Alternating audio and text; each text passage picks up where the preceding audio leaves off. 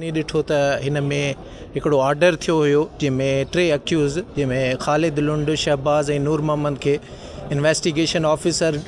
Discharge कयो case मां आजो करार ॾिनो जंहिंखे कोर्ट एक्सेप्ट कयो ऐं असां उहो हाई कोर्ट में चैलेंज कयो जंहिंखे mean while court high court ॿुधण खां पोइ उन ऑर्डर खे सस्पेंड करे छॾियो आहे। हाणे उहो सस्पेंशन जी जेका माना आहे त फ़िलहालु उहो ऑर्डर मुअत्तल आहे। हाणे जॾहिं ऑर्डर उहो मुअत्तल आहे त पोइ उहो जेको पहिरियों ऑर्डर थियल आहे जॾहिं हुननि कोर्ट अटेंड पे कई त अॼु असां लास्ट टाइम ते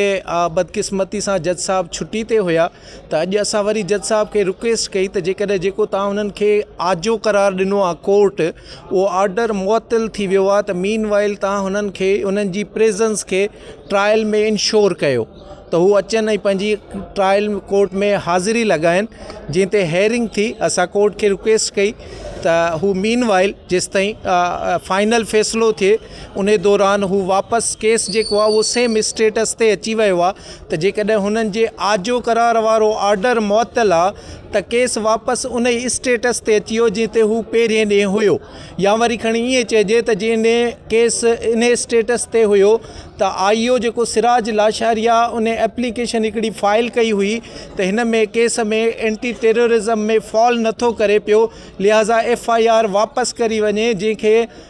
सभिनी धुरियुनि खे ॿुधण खां पोइ जेको कोर्ट हुई सेशन कोर्ट अब्दुल कुदूस मेमन साहब जी कोर्ट जेका हुई उन्हनि हिकिड़ो ऑर्डर पास कयो हो जंहिंमें उन्हनि एप्लीकेशन खे डिक्लाइन कयो हो ऐं हुनखे चयो त हिन में चालान फ़ाइल कर सभिनी अक्यूज़ जे ख़िलाफ़ु। सभिनी मां मक़सदु आहे ख़ालिद लुंड शहबाज़ ऐं नूर मोहम्मद लुंड जे ख़िलाफ़ु चालान फ़ाइल कर जंहिंजी कॉन्टेम्प्ट एप्लीकेशन बि असां फ़ाइल कई जेका अञा ताईं कोर्ट में पेंडिंग आहे। उन जे बेस ते असां कोर्ट खे चयो त हुननि खे एंटीमेशन इशू कयो वारंट कयो या समन कयो त उहो नेक्स्ट डेट ते जेको आहे उहो अची कोर्ट में हाज़िरी लॻाइनि जंहिंजे लाइ कोर्ट टाइम ॾिनो आहे त नेक्स्ट डेट ते जेको आहे जेसि ताईं कोर्ट हाई कोर्ट में फ़ैसिलो थी वञे फाइनल जेका पटीशन असांजी उते